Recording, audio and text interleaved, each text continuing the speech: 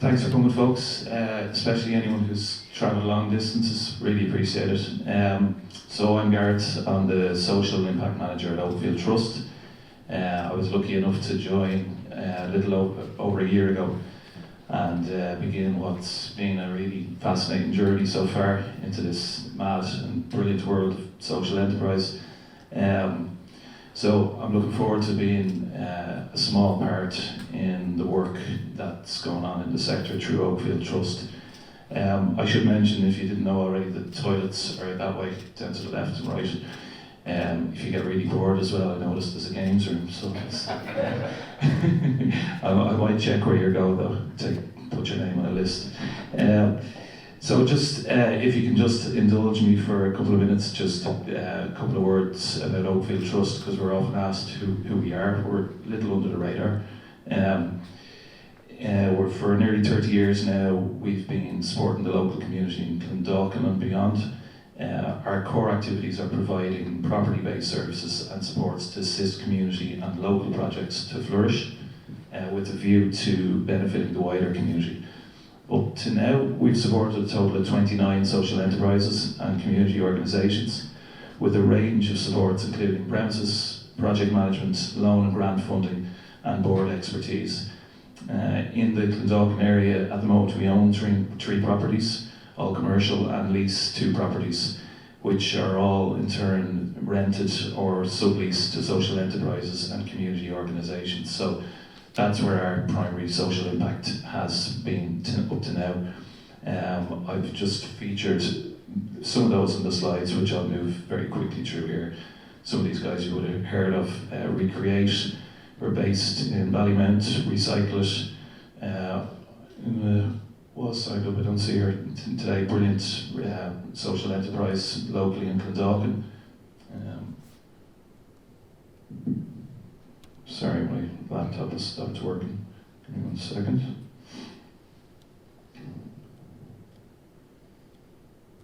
Balgatti, brilliant family resource centre in the heart of Clondalkin. Tusnua, an amazing addiction support centre. Ace Business Park, you might have heard, I think Lisa is around today as well. And then a very large premises, which at the moment we've rented to South Dublin County Partnership, and we also manage the business park that it's in. Let me just see. So we also, during the pandemic, we donated about 130,000 in funding to national and local initiatives to combat the impact at the height of the pandemic. That includes 75,000 to Rethink Ireland Innovate Together Fund and 45,000 to the Children's Rights Alliance Emergency Food Provision Scheme, and they were both matched by the government in both cases. So our strategy around social enterprise in general, obviously social enterprise is something we believe in very strongly, because we've seen how effective it is in our community, and our aim is to expand the sector in what way we can. And we'd like to drive change, address social issues, and engage with both emerging and live groups which require assistance. So this year in spring I launched the first social enterprise open grant fund, which is, I suppose, a kind of a natural progression for us and something that was on the cards for a while. It directly funds social enterprises and social entrepreneurs in the locality and beyond. So here on screen obviously is a little breakdown of what we did. We've committed to 150,000 over the 3 years. We got in 40 applications, which is a lot. I probably expected more given what's going on in the sector, but it was enough to deal with as a small organisation. We got around it pretty well, which is great. We ended up awarding 45,500 to 11 social enterprises. We had 3 categories. One was kind of the very early idea stage, 3 in the startup category, and then 7 for more experienced social enterprises that needed scaling up. So, obviously we're very excited to do that. From my perspective, it's a really fun part of the job and an easy part of the job to be giving away money and all the good vibes around that and all the help and impact that can make. But obviously when I look at the slide, there's another side to it, and that's the reality that we had to say no to 75% of the total applicants. Now that's, that's par for the course, a part of the process. But it's certainly not easy, especially when you're going through a lot of applicants and social enterprises that are totally worthy of funding, and you have to find a way to have a system where you're trying to reward and put energy into the places that you think where you think it's required. So that's probably something that's in relative flux for us as well as we look at the landscape and see how things are changing and where the need is.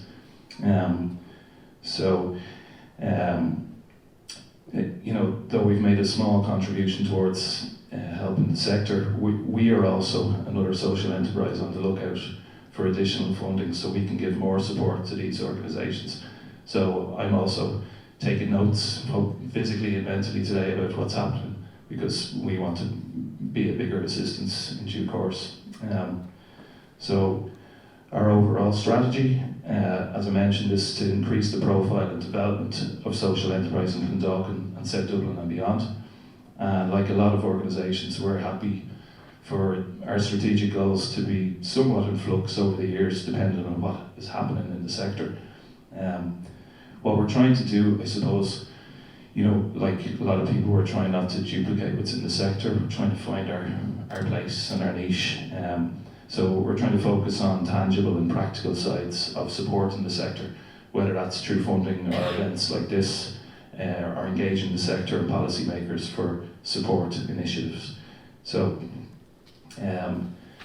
enough crap about us. We held an event in May. Some of you might have been at. It was a really good overview of what was happening in the sector. A lot of really good speakers, panellists. Some are here today, so I kind of have to say that, but they really were. And some really good outcomes on the side, and it sparked some bigger discussion points. And I thought it would be good to have another event where the pressure was a little bit off as regards jumping around topics and stuff, and we could kind of pull those threads a little bit and go a bit more granular. So that's what we're hoping to do today. In part one, we're going to take a look at the case study of Just Enterprise for Scotland. Just Enterprise is a government-funded consortium of third sector partners providing business and enterprise support to social enterprise. It's been a huge success, and I'm happy to say we have Martin Avila. I hope I pronounced that right, Martin. I never asked you last night. Martin is here, thankfully, and we have Polly Chapman, who's beaming in from Scotland. Two key consortium members, and they're going to talk to us about the genesis of Just Enterprise, its successes and challenges, and the possibilities of doing something like this in Ireland in due course. And then in part two, we're going to have a discussion about another topical issue, and that's how to effectively and coherently illustrate your social impact. We had 3 guests, we have 2 now, unfortunately. Naomi can't make it, she's come down with the flu, but we've 2 great guests, and we'll see how the conversation goes, and if we need to cut short, or we'll just see how that goes. So that's something that comes up quite regularly. It's just how to get your message across and what kind of tools and techniques you might use in doing that. I know today is going to be an informative session, but I can't stress enough how I would like this to be a kind of a conversational atmosphere. Got great expertise and experience in the audience there. I know it's definitely not shy, so stick up the hands, and I think it can be a more productive event if we're getting questions and we can engage people there. So lastly, just as I always say, to those of you involved in the sector in whatever way, we really appreciate and respect what you guys are doing out there, and we hope events like this can help assist you in some small way. We started late, so I'm going to fire on and bring on part one. So just to introduce it, Business support for social enterprises and community organisations, something that comes up regularly, comes in all shapes and sizes, from marketing and promotion to more complicated and, dare I say it, onerous tasks like accounting, strategic planning, implementations around legal and governance and stuff like that. So I think probably, if we're all honest, these can be things that we know are very important, but they may not feel like day-to-day stuff, and they can feel like a bit of a chore. But they are things that are really important, and they can, be often gather dust and go on the to-do list. So what I've heard quite often as well is that even if there is funding or training available, and that has been received, that the issue always remains about where the resources are to do the work, which is an interesting one and a problem. Especially when you talk to the amount of work CEOs and operations managers and what have you are doing, and how stretched they are. It's particularly true around tasks that need special expertise, I think, which maybe aren't frequent enough to require a frequent resource, even on a part-time basis. Putting together a strategic plan or something big that happens every few years. So, as the government are starting to recognise the sector a bit more, I think it's important to be having these discussions, so that social enterprises, are not hamstrung by these things and they can meet their objectives. So Scotland, as we know, has embraced social enterprise for a long time now. For me, as a newcomer in the sector, it's somewhere I found a lot of inspiration. They have a well-earned reputation for supporting the sector, and they've met this challenge head-on with Just Enterprise. It's completely government funded, and to tell us more today, I'm delighted to welcome Martin Avila, who is CEO of Community Enterprise in Scotland, and Polly Chapman, CEO of Impact Hub in Inverness. So both these organisations are key Just Enterprise Consortium members, and Polly in particular has been involved right from the very start on the first pilot in 2011. Polly can't make it in person, but she should be beaming in from Scotland momentarily. So I'll just ask Polly to say a few words, and we're just going to go through a couple of slides. We might just need a sec to make sure there's no gremlins in the system here. So thanks.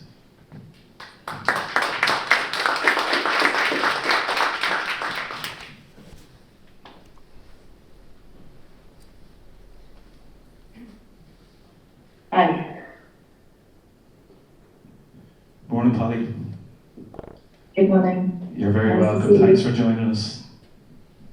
Thanks for the invite. I'm sorry I'm not there in person, but yeah. So, okay. I'm Polly, and just as Martin's in charge of the slides, so nothing can possibly go wrong. I think just want to switch to the next slide, and as Gareth said, the next. There we go. Yeah, as Gareth said, I've been involved since the very beginning. The pilot was actually 2003. It was a regional pilot in the north of Scotland, government funded and local enterprise agency funded, and it then developed into a regional mainstreaming with a contract, and then it was mainstreamed across Scotland.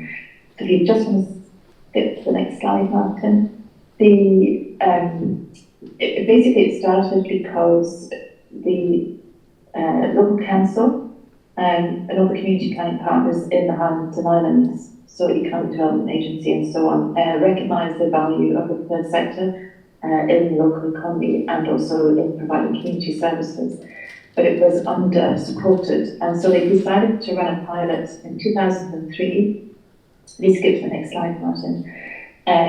Which basically was that dark green bit, which is pretty much half of Scotland, really looking at how they could support the start-up and growth of social enterprises in that area through 4 key activities: network opportunities, signposting, training, and one-to-one business support.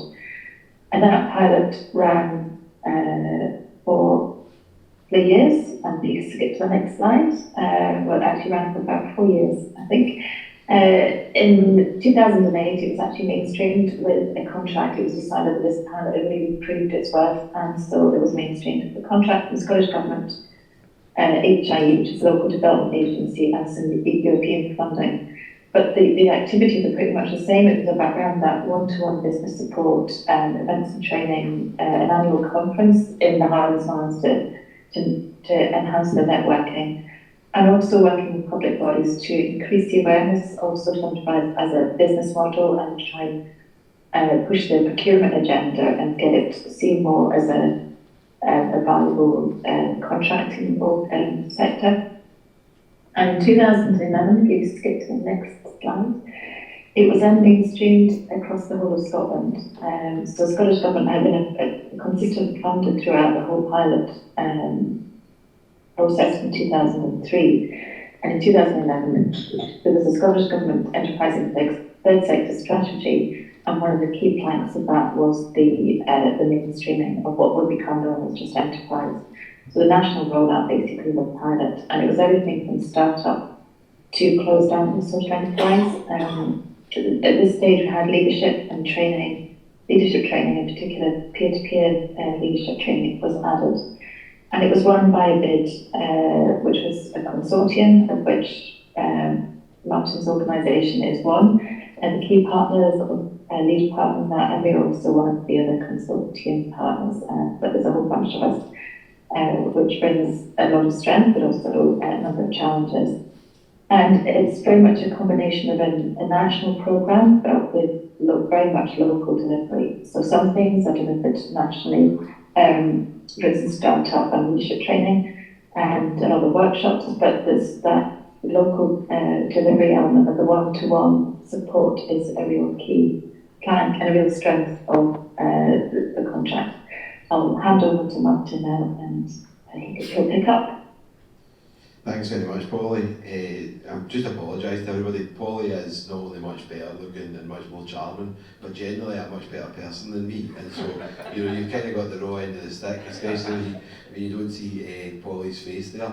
The other thing that I'd like to do is just to say thanks very much actually to the Oakfield Trust, taking this move and trying to start a conversation in Ireland about a national business support programme.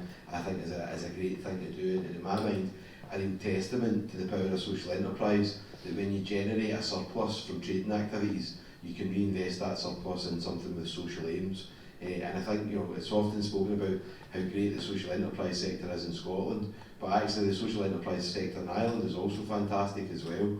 The speed at which you're moving through a number of steps that took us a long time to get there, whether it's the creation of a national body, whether it's a census, whether it's a strategy, it's really striking. And it's not just moving fastly through the steps that we've taken, but you've actually been ahead of the game in certain areas for a long time as well. Although we kind of share that background that social enterprise really came out of the community development sector or the charitable sector in Ireland and in Scotland, there are things in terms of actually asset ownership and asset management that we're only starting to really get to grips with in Scotland. I mean, Polly represents organisations or supports organisations in the Highlands Islands where social enterprise is much more embedded in the fabric in rural areas in Scotland than it even is in the rest of the country as well. So it's a great opportunity for me, and I'm kind of looking forward to talking to folks at the end of the session as well to tell you all about it.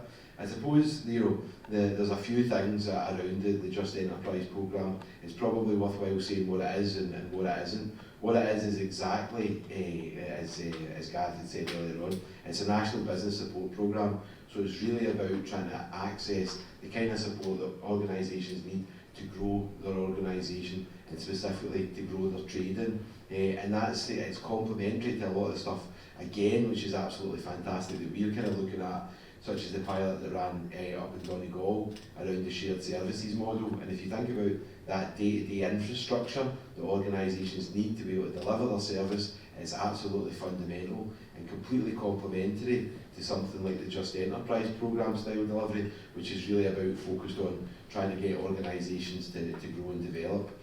As you can see, it's a relatively well-funded programme.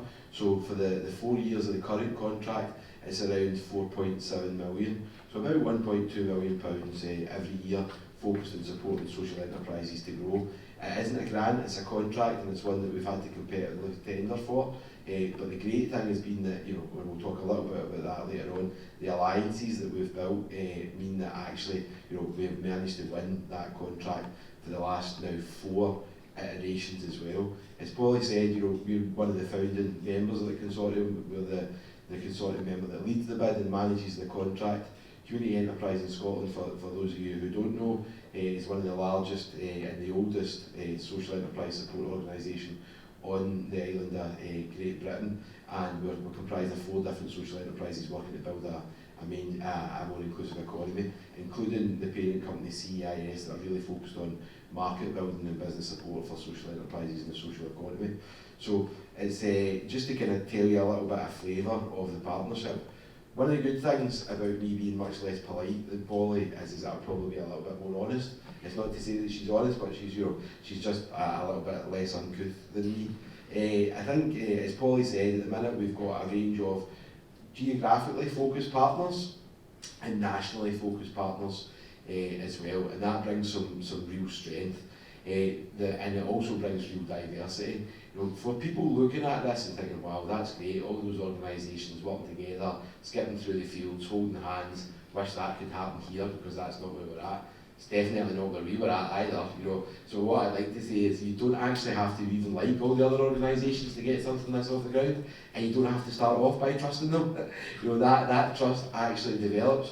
All these organisations were seen as competitors to each other and by each other, if I'm being honest, at the start of this process as well. And one of the things that we'll see in the evaluation is, like many business support ecosystems or landscapes or sectors, it was seen as a kind of confusing service offering with lots of different people offering lots of different things. But actually, each of those organisations really had their own specific strength. The Impact Hub Inverness, or CEIS as it was at that time, was really focused on supporting social enterprises and social entrepreneurs in rural areas. CEIS, we were always more focused on the kind of economic development side of things, but certainly with the background in community business, so growing out of that community development movement, really focused on supporting communities to develop businesses that would give them economic power to go alongside the power that they were trying to get through social organising as well. But then we have other organisations such as Firstport, who were really focused on that social entrepreneurs model, really focused on start-up. We were also had folks like the Social Enterprise Academy, who were really focused on leadership development and learning for people within the social enterprise sector as well. And often we think about the social enterprise sector as being this kind of false dichotomy between, it's all about social entrepreneurs, that's where all the innovation is, or it's all about community enterprises or community development, that's where the true heart of social enterprise is. The truth of the matter is it's a spectrum. We've got organisations that are really trying to provide the goods and services that our economy needs, and we've got organisations that are trying to empower our communities to deal with the problems of the way that they industrialised, the way that they de-industrialised, the inequality that they face as well. And what we were able to do is to bring a load of those organisations in a partnership. Some of the organisations over the 12 years have fallen out, not with each other, but fallen out of the programme because they've moved on or they've started to focus on other things. But equally, through Social Value Lab, or through Social Investment Scotland, or through the Circle in Dundee, as new fields have emerged, as new organisations have emerged, we've been able to bring them into that partnership as well. So that, for me, is one of those distinctive features of this free at the point of access national business support programme. It's nationally managed, and that's great because sometimes when things are delivered only locally, you see a huge variation in the capacity and in the quality and in the style and in the focus. Having a nationally managed programme helps smooth that out somewhat, but having a programme which is locally delivered by local partners, again, means that especially for the community development, the community enterprise side of things, you've got that understanding of the particular area, the particular challenges of that area. Some of the things that Polly has to deal with in terms of transport are second nature to her thinking, but down in the central belt we quite consistently get that wrong, because we're focused on the challenges that we've got in the cities, and so having regional or local partners to me is really something that's a defining part of this model. In terms of the support model and how it works, Again, it's national, free at the point of access, and that means that organisations not only kind of reduce the transaction cost of going out to try and find somebody that they can trust to deliver that marketing support, that e-commerce support, the business strategy support. They don't have to spend time trying to figure out where to go, who to trust, who's going to offer value for money. They already know that all the organisations involved in delivering this are social enterprises as well. And there's a single point of access. And that's been something that's been developed over time as well. We're constantly re-evaluating the website, trying to make it more accessible, trying to make it an easier customer journey as well, trying to bring more of the aspects such as the e-learning offering in-house.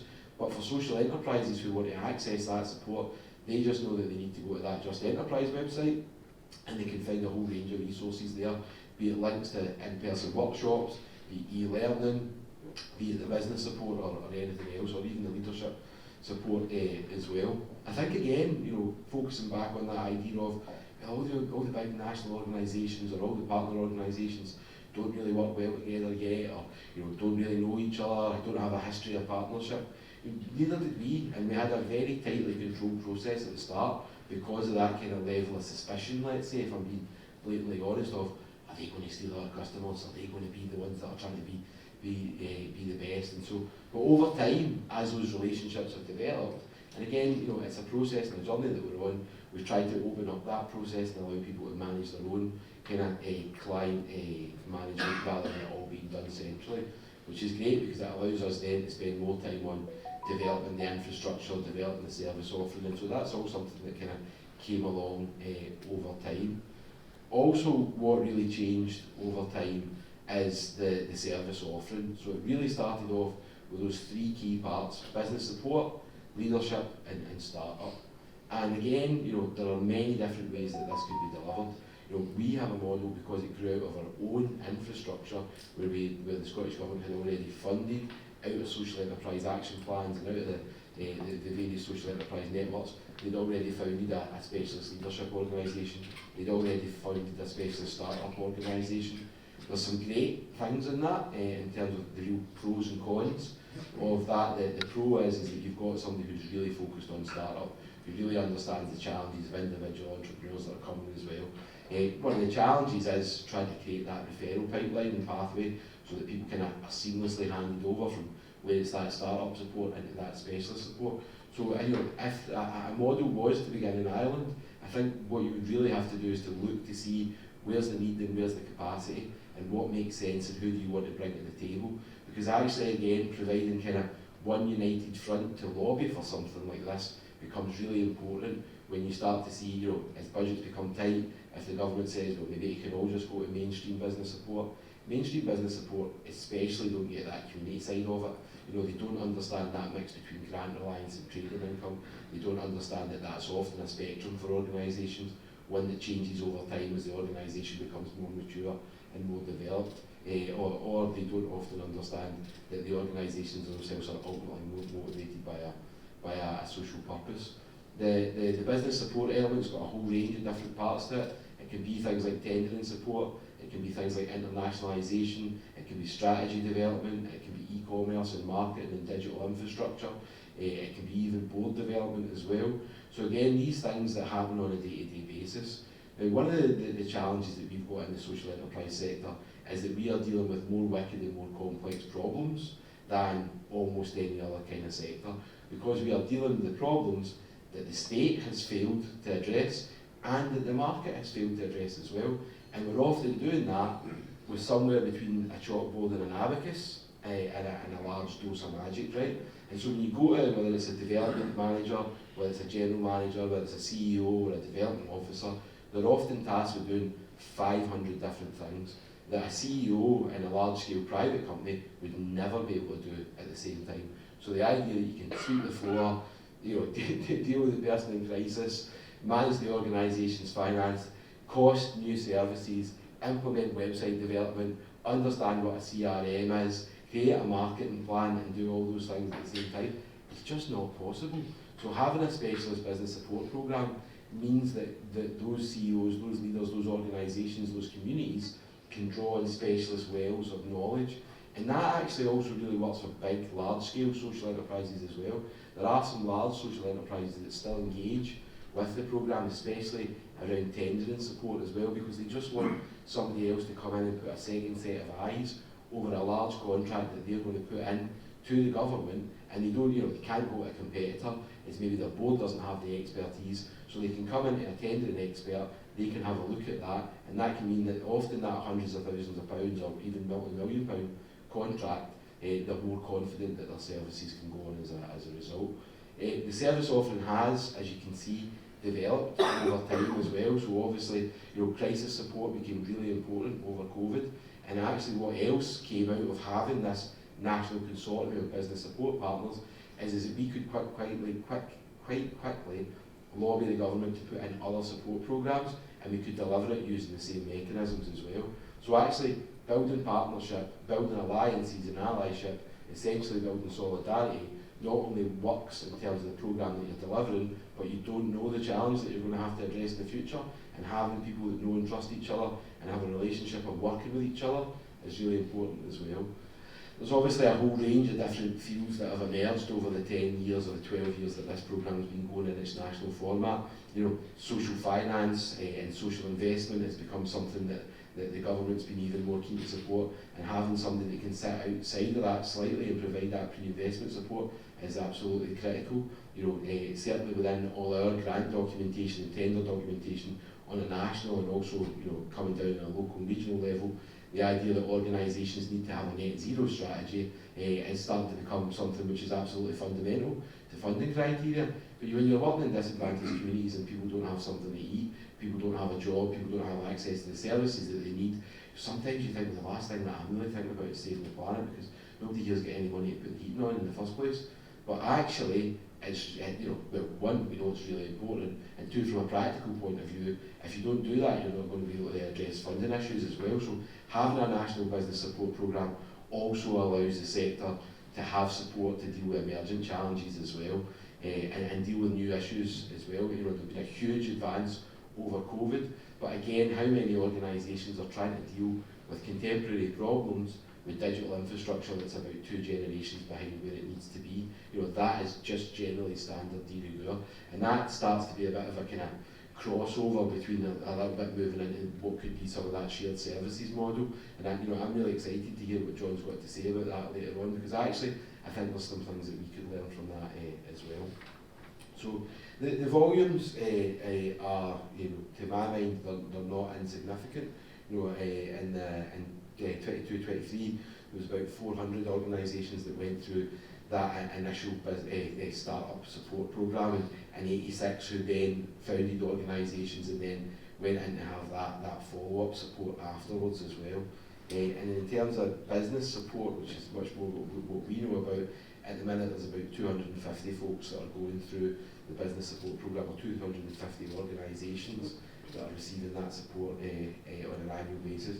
And again, that is right across the country, the vast majority being in Glasgow and Edinburgh, but because we've got local partners, or we've brought local partners in to deal with the fact that there are cold spots, then we've got stats that show that it's really right across the country. And also we're able to hit a whole range of other targets by having specialist providers, whether that's working with the LGBT community or whether that's working with the minority ethnic community. Quite often we either use a specialist provider, or sometimes we also subcontract and bring in freelancers as well. So we do that. One of the questions that we had last night when Gareth and I were talking was about how do you start this off as well. All the capacity doesn't have to be within the organisation. You simply can't deal with that level of demand and be able to smooth out those peaks and troughs. Sometimes you have to go to those individual freelancers and say, we need a bit more marketing support, we need a bit more tendering support, and having that resource means that we can then draw that support in, and we can tie it to the kind of themes that are coming out of things like the census or other things that have been uncovered in some of the engagement exercises through Social Enterprise Scotland. We have just got to the stage in Scotland actually that we've got one now social enterprise intermediary.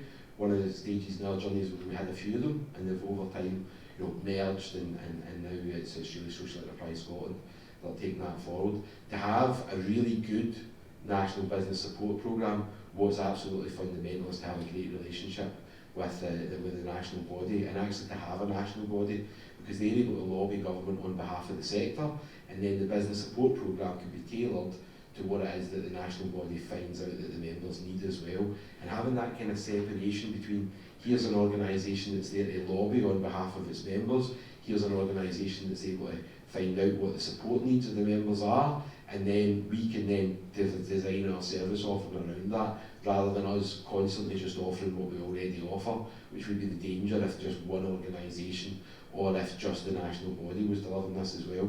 To my mind, the strength is by having a really great relationship with the national body, so that they can, represent the members, and then we can design service offerings off the back of that as well. So there are a lot of different ways that it could be set up. The way that it's set up in Scotland is the way that it was set up in Scotland. I think for me there are some key fundamentals though. It's having a nationally managed programme with a localised delivery, so that you've got that consortium of partners that are able to have their specialist expertise.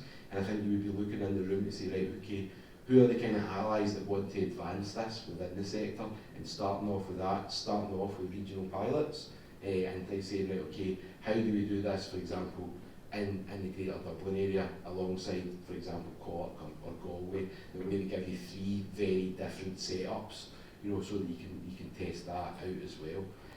And I think, what we've seen is absolutely increase in growing demand over time as well. It's only becoming stronger and stronger, and more need for it as well. We've had a whole range of independent evaluations, and I think it's really those 2 things that stand out for me. One, that the sector really values that support. You can see it in the feedback that they give and the change that happens as a result. It's often quite difficult to understand who made the magic happen. Is it the Just Enterprise intervention? Is it the development worker? Is it the board? Is it the volunteers? Actually, it's all of them. But we know that having the National Business Support Programme helps support all those actors as well. And again, it gives you a chance to start to streamline some of those offerings and make it much less confusing for organisations.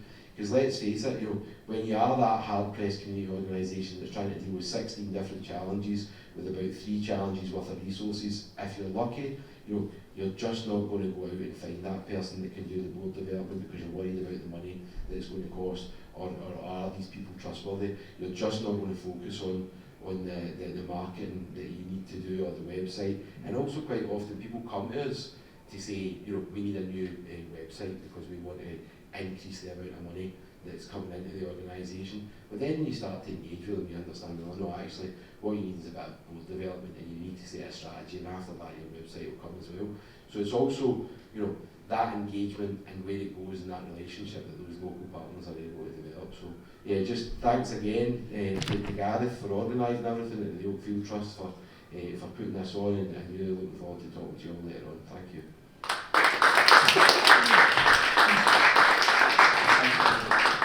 Thanks a million, Martin. That was really good. I got the impression he was a natural last night, so he certainly is. I also gave him what could be described as the most unquintessential Irish welcome. He found out his room was booked for tonight, not last night. So that was interesting. Thankfully, he saw the funny side of it. We bonded later. I blame my assistant on that one. I don't have an assistant, unfortunately, so it's squarely on me. But anyway, so I just wanted to, before we got on to, we'll ask John to say a couple of words about the shared services model, just in a few bits, so I suppose I'll give you this, Martin, actually. Thanks. So just to, I suppose, go through where one of the most interesting parts, and probably the most challenging parts we talked about last night, is so the model is fairly proven, and it's something really to aspire to and put energy into, but it's like, where do you start? And we were talking about, obviously there's quite a lot of commonalities in the landscape, both physically and whatnot, so very similar populations geographically and all the rest, but we were talking about like where you might start. So obviously you guys, it's worth people knowing a little bit about how the pilot got off the ground, I'd say. I think the Impact Hub Inverness was purpose built. Am I right in saying that there was a team of business support? Is Polly still there? Because she'd be Yeah. the best place. I'm still here, yeah. Polly, you might, if you don't mind, would you mind just going into those really, really initial first steps into the pilot program? It might be good to talk about it for a couple of minutes. Yeah, sure. And it was very much a recognition that the hands and lines is not marginalised debate is quite a lot. There's an overrepresentation of social enterprises per head of population, so it's a real key plank of our communities, because without social enterprises we don't get the basic services delivered. But they are very small, very fragile, so the idea was to look at what we could do to support them and bring in those kind of bits of expertise that we don't need on an everyday basis. So we recruited actually it was done by staff within the Scottish Government and the Economic Development Agency to start with, because we couldn't find people to recruit. But eventually we did recruit some business advisors who would go out into those rural communities and actually work, have that conversation in an organisation. So we started off with, like I say, a handful of consultants and specialists within other organisations who could be drafted in, just to see. We didn't really kind of know what the demand was going to be, so we needed to try and keep it quite flexible rather than go out and recruit a whole bunch of folk. So we started, I was doing it as part of my day job within the Scottish Government at the time, because at that point I was one of the funders rather than working for the organisation that was set up. But we used to go out and do that as part of our day job, and then slowly we recruited some consultants who would do that, and then we had employed staff. So it was a kind of a slow start because we didn't know what the demand was going to be. But I think if you were going to be looking at piloting it, I would encourage you not to just look at the Greater Dublin area or Cork or whatever, but to include a rural area, because what we have found is that the two kinds of area are very, very different, and the needs are very different. And that sort of kind of testing it in two different kinds of area would be very important. Thanks for that, yeah. And I think we spoke very briefly about being able to leverage what the local development company network can do here. Yeah, 100%. You know, I think if there was a starting point for me, it would be like, who wants to make this happen? You know, and you're going to really need two sides to that. You know, which organisations feel that this needs to happen and are willing to get involved in that, and which local, national economic development funders are willing to put some money behind a bit of a pilot project. You know, again, having organisations that have maybe got some sort of national focus is great, and having organisations that have got a bit of a regional focus and strengthen networks is really important. Whether that's whether that's somebody who's focused on startup, or whether that's somebody who's a local development company, or whether that just happens to be like a larger social enterprise. I think actually that is less relevant. You know, it's just who wants to make this happen and is willing to work together to see that happen. How do we build an alliance? You know, how do we make sure that alliance, as Polly says, has got strength in both urban and rural areas as well? Because if we're being honest, at least in the Scottish context, very few of the national organisations are truly national. You know, national organisations in Scotland quite often means it does Glasgow and Edinburgh, you know, and it forgets about Dundee and Aberdeen, never mind, much more rural areas than that as well. So bringing together some networks or partnerships into that, I think is a great way to go, and I think you just really need to look at where are those assets in the social enterprise sector. You know, is it those large social enterprises? Is it the local development companies?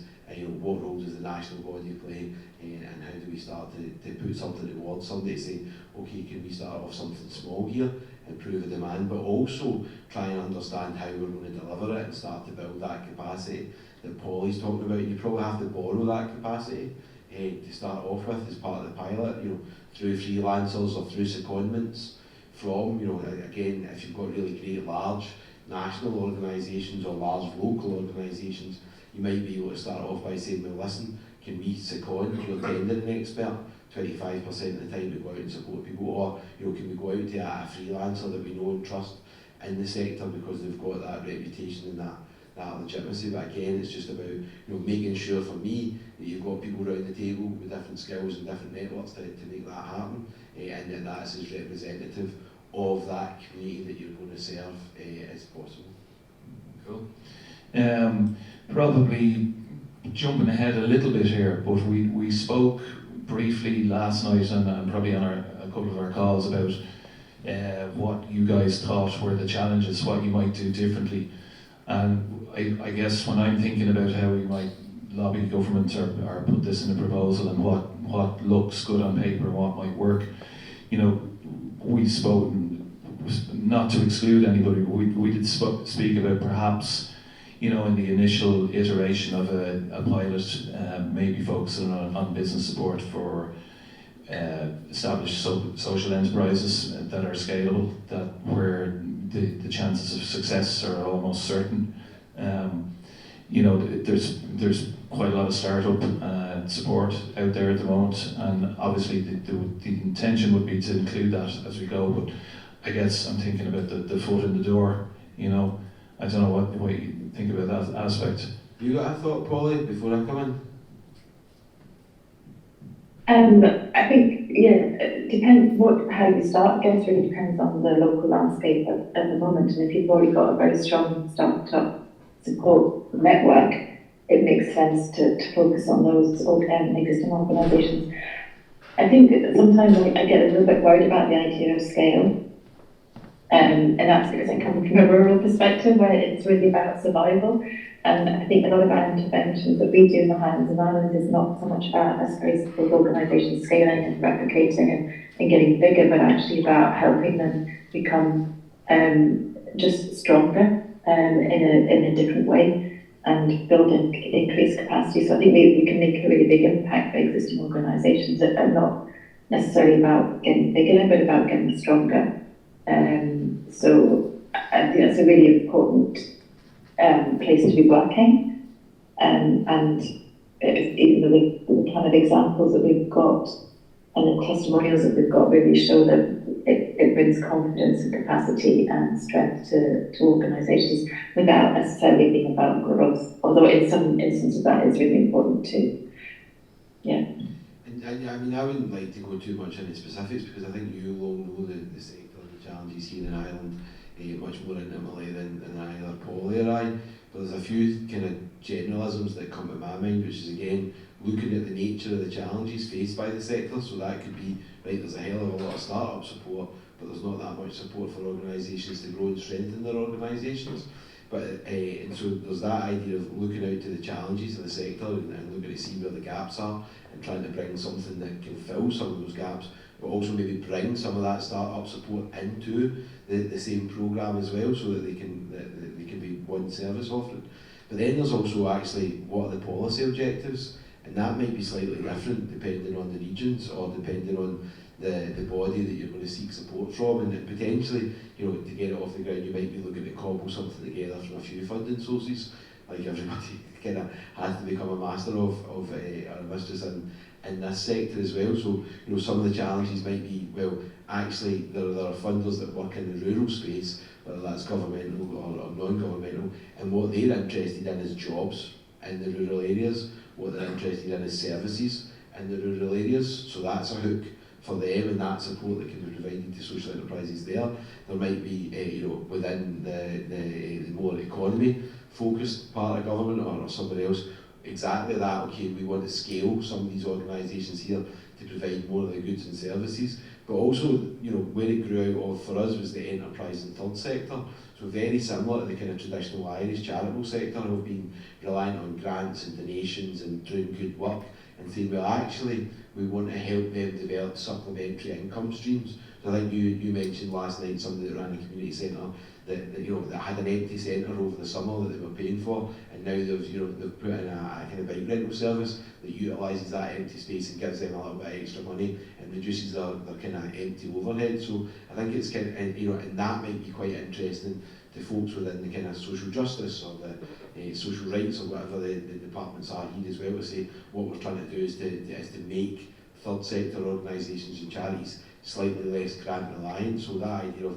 okay, we want to move some organisations into a space where they're more trading, we want to help some organisations grow up, and we want to help support organisations that are working in areas of particular social or economic challenge as well. So I think you may well have to blend something like that, and that would allow you to go to a kind of a mixed match of funders, but also start to kind of experiment with the kind of rural, urban, and the other aspects that Polly was talking about.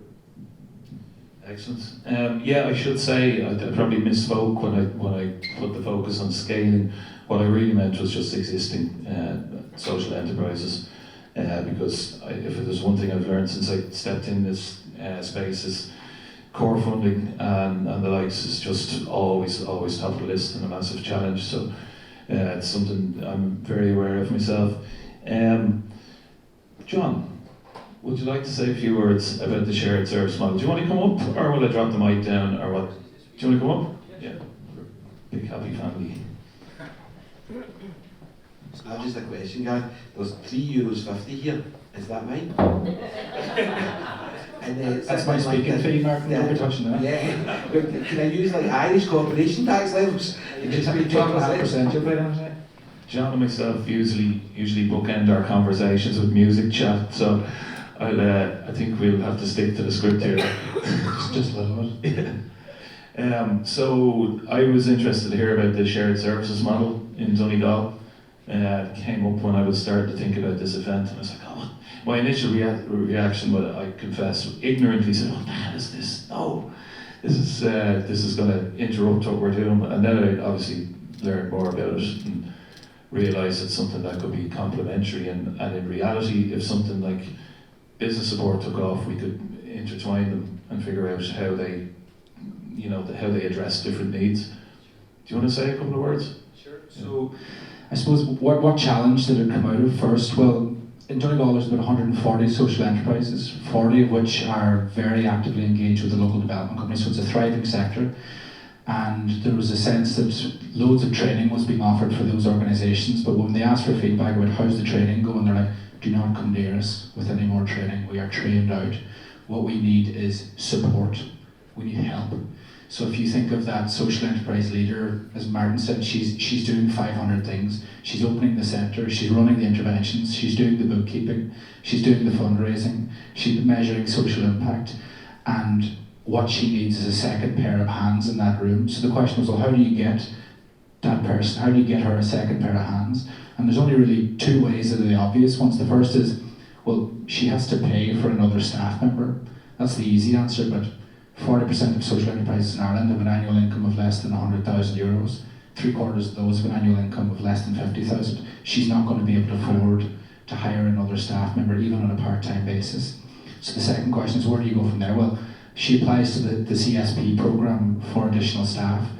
Less than 9% of social enterprises in Ireland can get access to that, and we know now it's even more difficult because every time they open the window, there's only about 10 or 20 social enterprises get through it. So we went back to the drawing board and we said, what would another way of looking at this do? And we come up with a shared service model, which effectively was 3 social enterprises would come together and share 1 staff member, and each of them would contribute 25% of the salary cost, and the local development company would contribute the remaining 25%. And so this was put out to all the social enterprises in the county. About 10 of them came back interested, and eventually they settled on 3 social enterprises who shared a full-time bookkeeping role, and each of those organisations contributed about 8,000 to the salary, and the local development company contributed a further 8,000. One of those organisations acted as the lead employer, and that person's time was shared equally among all 3 of those social enterprises. It's very challenging to get off the ground, but the results are, from the pilot that's just been about to be finished, very, very positive. So what are the metrics? The metrics are taking pressure off that social enterprise leader, and then I suppose the real test will be, will those organisations continue on with that investment after the local development company's funding gets pulled out after the pilot? So that'll be the real test. But Community Foundation for Ireland have come in now to say that they'll fund a second pilot just so that we can do an evaluation.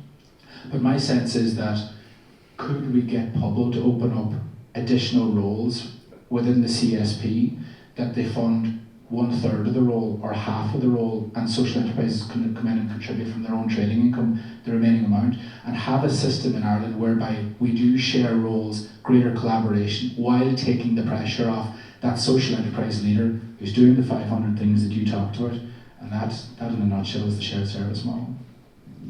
Great stuff. And is the pilot finished, or is it? I think it's finished this month actually. So, and then the second one will launch in Q1 next year for the 6-month pilot, and then we'll do an evaluation thereafter. And is there stuff you can share at this stage as regards big challenges or stuff you do differently, or big outcomes or anything like that? Yeah, I think like a lot of these things, if you knew the extent of the challenges at the start, you wouldn't do them. So naivete is a really good thing. Challenge being, if you are 3 organisations sharing one staff member, what inevitably happens? They got more hours than I did this week. How do I get that back? So almost doing a pre-mortem on those type of kinks when they come into the system is really important.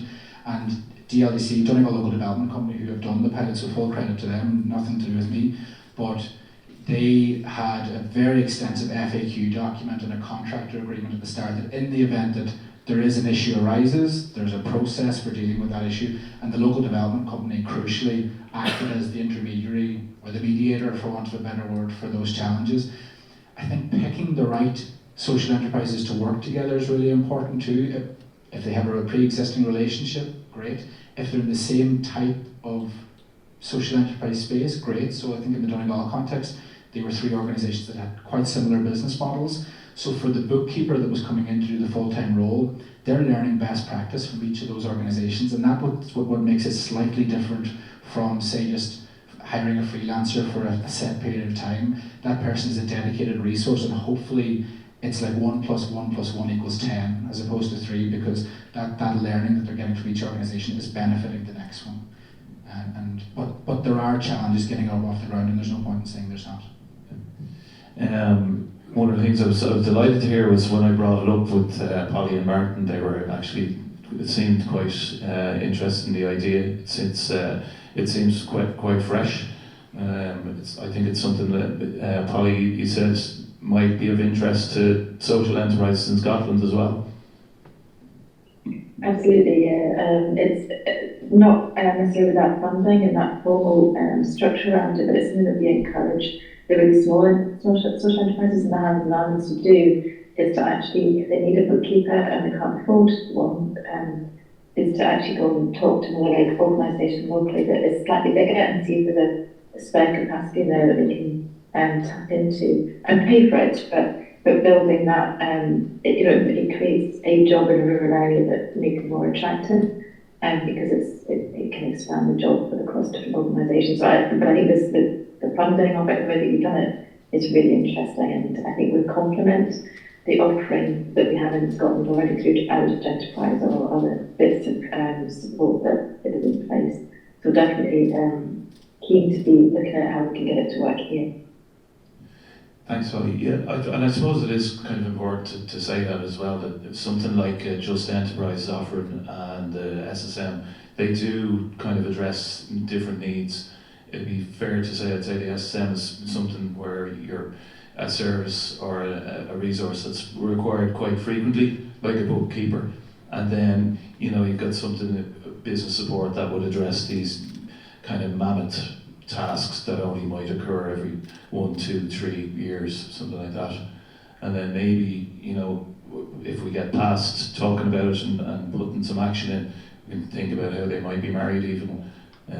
If there's one point of contact and people go into a certain stream for your resource, your SSM roles, and then into another stream for Just Enterprise stuff.